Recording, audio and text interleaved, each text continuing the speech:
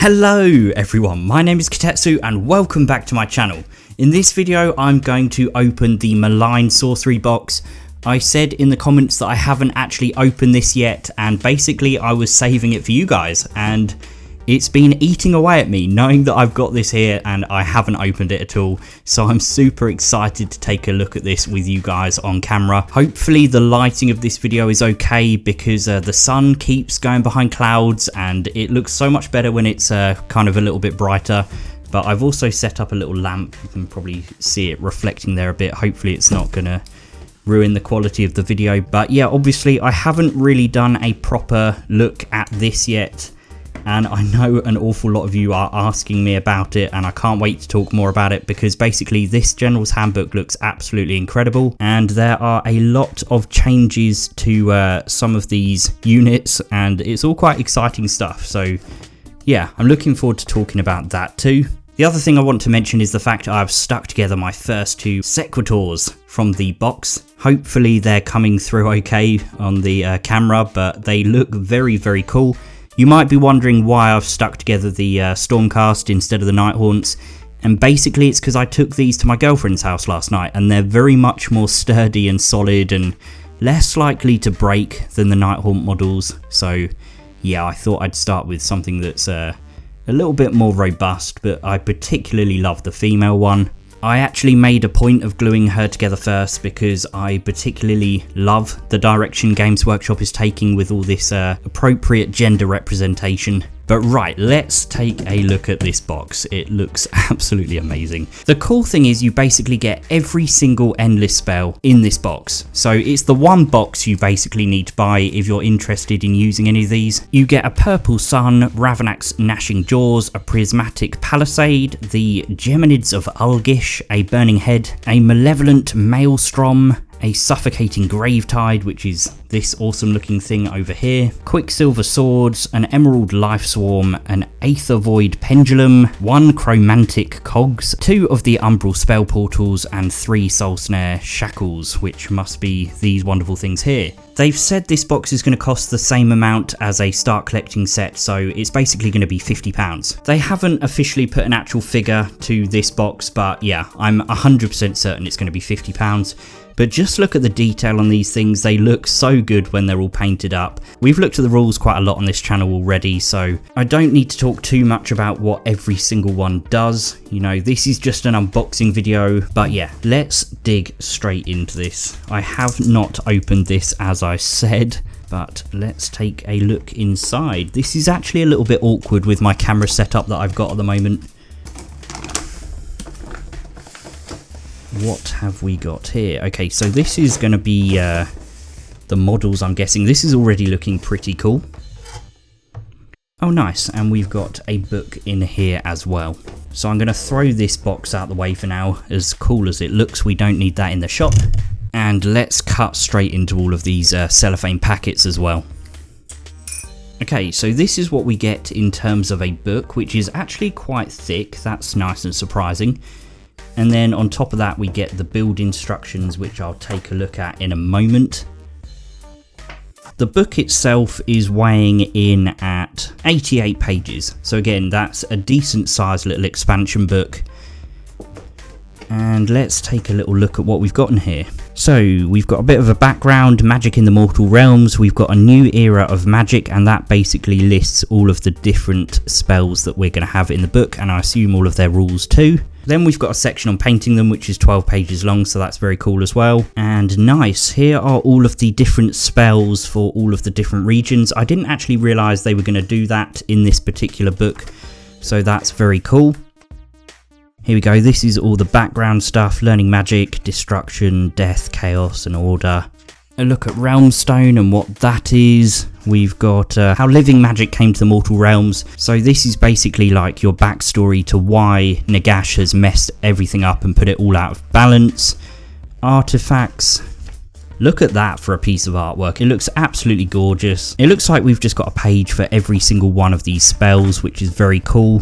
Looks like they've put an awful lot of effort into this artwork. Then we've got some nice pictures of the models themselves. Looking pretty cool.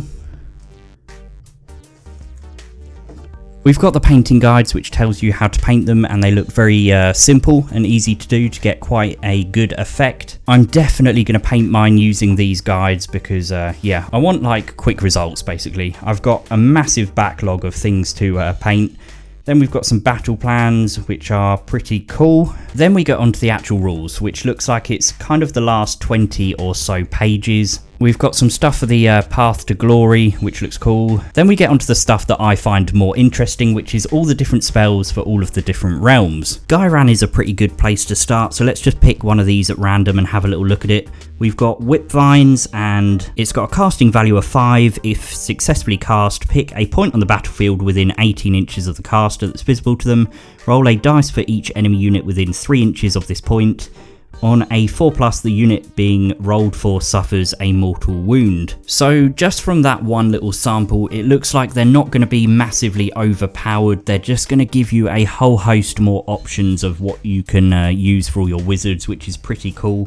So we've got them for Akshi, we've got Shaiish, Ulgu, literally we've got one for every single realm. This is pretty cool. We've got all of the realm specific artifacts in here as well, and I was expecting these to all be in the General's Handbook, so I didn't realise they'd all be in here, but it's very cool nonetheless. Then we get the pitch battle profiles, and that's basically the book in a nutshell. Then we get onto this strange plastic bag, which obviously contains all of the sprues and models. I don't know if I've ever seen them put them in one of these thick plastic bags before. It's almost a bit like a Star Wars Destiny trading card pack. Let me try and carefully cut into this without slicing my hand off.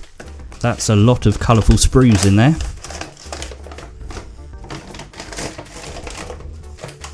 And there we go, look at those. Okay, so the first thing that's immediately leaping out at me is, wow, that is a big, thick pile of plastic. The next thing that stands out is just look at the colour on these sprues. They look quite awesome. It's almost a shame we have to cover this all up. The first thing I'm looking at here, just randomly, because it's the first thing my eye has caught, is these spell portals, and look at the amount of detail on there. Hopefully it's showing up on my camera properly. Here is the Prismatic Palisade, and it looks like it's super easy to stick together. You've basically just got to stick that bit there on top of this bit here, so I'll actually probably put one of those together before I finish this video just to see how cool it looks. But it all looks like it's push fit, it all looks very simple and easy to do, and they actually look like they're quite robust, which is also very nice. It looks like you get an entire sprue for the Purple Son of Shaiish. It was always hard to get a sense of scale for how big it was, but it looks like it's actually pretty massive. But that's nice. But yeah, that looks like a second sprue for the Purple Sun as well. There's part of the Suffocating Gravetide, I think it's called, and again it looks so easy to put all of this together. And my favourite spell of all, Ravenak's Gnashing Jaws, I believe it's called, but that looks super cool too. So they're incredibly detailed, they're very large, they look like they're going to be a whole lot of fun to put together and use on the tabletop. And then we've got a whole host of bases there in brown as well, which is pretty fitting. I've just noticed these in the bottom of the box as well actually, so let's take a little look at these. These look like all of our war scrolls. Yep, so we've got one for the Balewind Vortex. That model's actually been around for a while and you don't get it in this box, but they're super cheap and they look really cool. So yeah, we've got the Emerald Life Swarm, the cogs, swords, Geminids, the spell portals. It's actually surprising when you start flicking through this, realizing how many of these there actually are. But yeah, that is our look at the box. It's nice, they're including the war scrolls. I think the models are the star of the show, but the thing I wasn't expecting was for the book to be quite so nice and detailed. There's loads of lore, there's a lot of background on all of the spells themselves, there's the painting guides, there's ways of introducing them into your games. Basically, I can tell I'm going to have an awful lot of fun with this set. We've also got the little building instructions, which I forgot to mention, but again, it just looks super easy.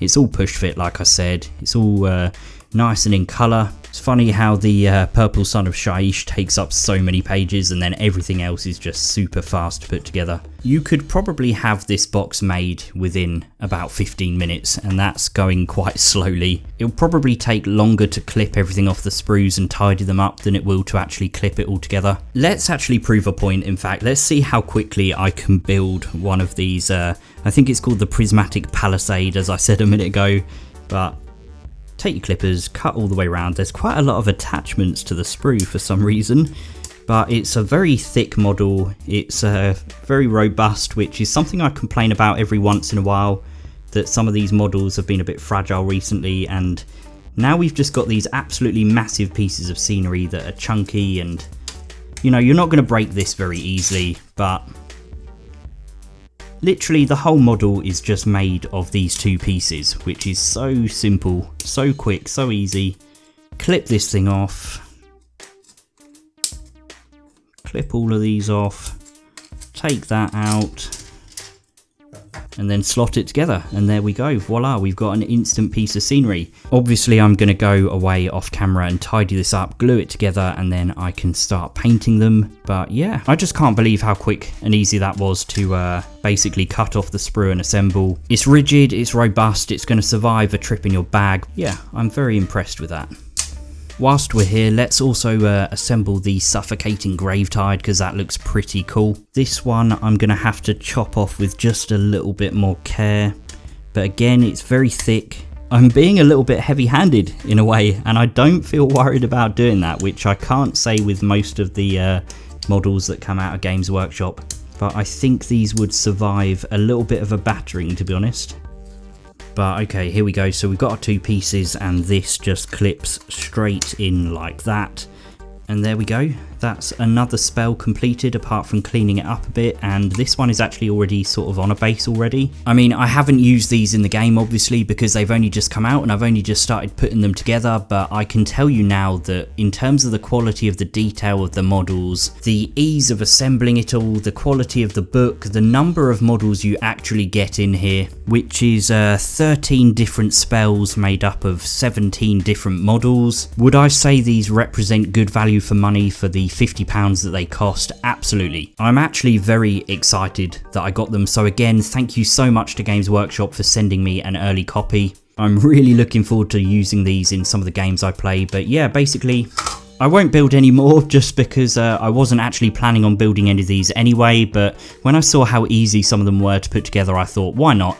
This one here, for example, is literally just one piece. You cut it out, put it on the base, and it's done. So yeah, they're an awful lot easier to assemble than I assumed they would be. But this video has probably been long enough, so I'm going to leave it there. But thank you so much for watching. Thank you to Games Workshop for sending me an early copy to review for you guys and unbox. And at some point, obviously, when I've played some games with these, I will give you some feedback on how fun they are to use in actual games. But otherwise, don't forget to subscribe to my channel if you are new. Hit the bell icon so you know when my videos come out. Don't forget to like the video if you enjoyed what you saw today. And otherwise, I'm sure I will see you guys very, very soon for a look at the General's Handbook, the core book, and yeah, I really do want to show off some of the models from the starter set properly, and I really wanted to do like a proper rating and real deep dive for the starter set, score all the different categories of it out of 10, from value to money, the quality of the figures inside, the unit composition, everything like that. So yeah, I will see you guys really soon, and until then, stay awesome.